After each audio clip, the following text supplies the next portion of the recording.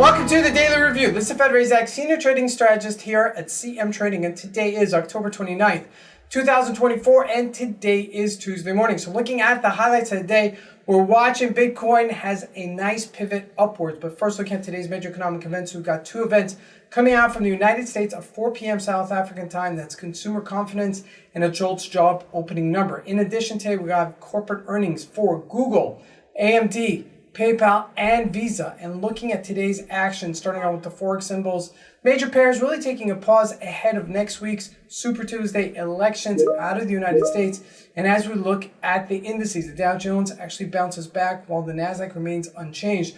Looking at commodities, natural gas and oil retrace and sell off further, while gold back on its highs. And looking at the stocks, they're all over the place. Tesla couldn't sustain its resistance level and retraces, while we're looking at JP Morgan back on its highs. And lastly, for cryptocurrencies, Bitcoin gets that pivot higher. So let's take a look at the markets and see what we can expect from today's trading.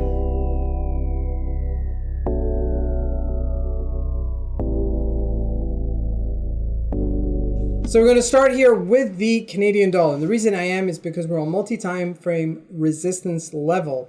And you can see it quite clearly. I mean, let's just set it up together.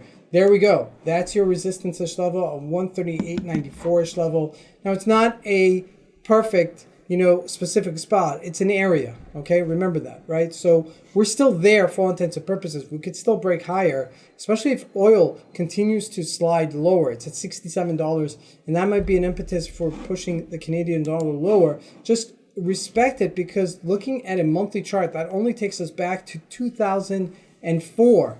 And so that's really an important area for us not to break above, because that means we could hit even higher. So looking at the other major pairs, the Japanese yen, it did have a pause yesterday, did push a little bit higher to 153-ish level, but really no biggie, okay? On a daily basis, it did push a little bit higher, like I said, but it's pausing. So keep this in mind. I mean, we're only a week away from the U.S. elections. There's going to be a lot of whipsaws. There's going to be a lot of action in the U.S. markets this week because of what's happening with corporate earnings.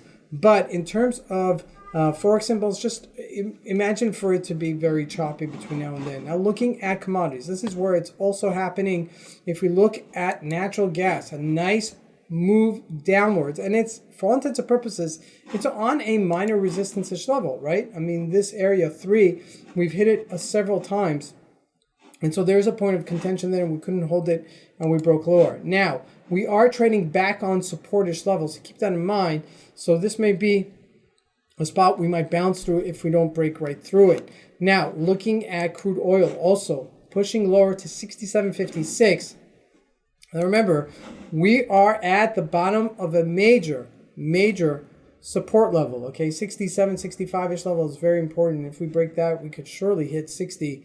And if we continue to break that, we'll go back to post-COVID times, Corona times, where we're trading in 2021. If you remember that, I mean, that was really, a very low area for the price of oil to trade. Now, looking at gold, moves the other direction on the upside to 27.55, sitting there on its resistance level.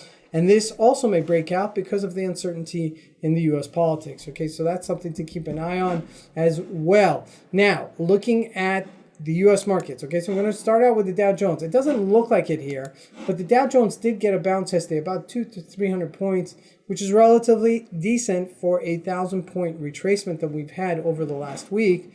Now, however, it's not back on its highs, and I don't expect it to be back on its highs. It's kind of like in a timid place, kind of finding itself right before these elections. Now, the NASDAQ is trading at 20,550 on its resistance level. It did rebound somewhat yesterday, okay? So that's, a little bit of a, pivot move on the upside, but a very small one, so calling it unchanged is not so far off.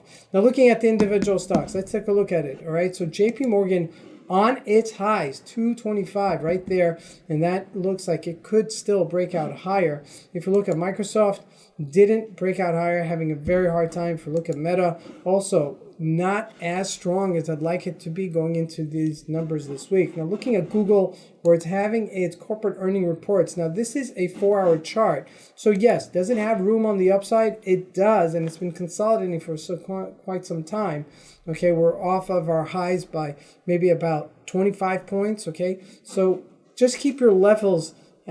We're at the top of the range here. We've been trading in a very tight range.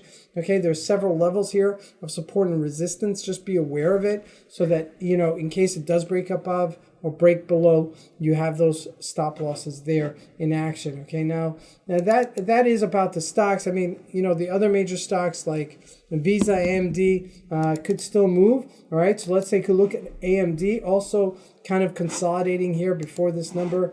Okay, trading in this a relatively tightish range. Okay, but on the bottomish part of that range. Anyway, like if we do break above 165, that might be a pivot move to the 173-ish level. Okay, but if we don't, we may see it break lower than 154. So just keep an eye on it. All right, there will be action in it in either case. Now, lastly, looking at Bitcoin, we moved higher. Okay, we're looking at a weekly chart, but take a look at this on a 4-hour chart. Now, this is what I'm talking about. Every time in Bitcoin, when it gets a big move, right, it moves, right? When it churns, okay? So you just have to have it on your alert. And 68,993 was that point. That was the resistance-ish area.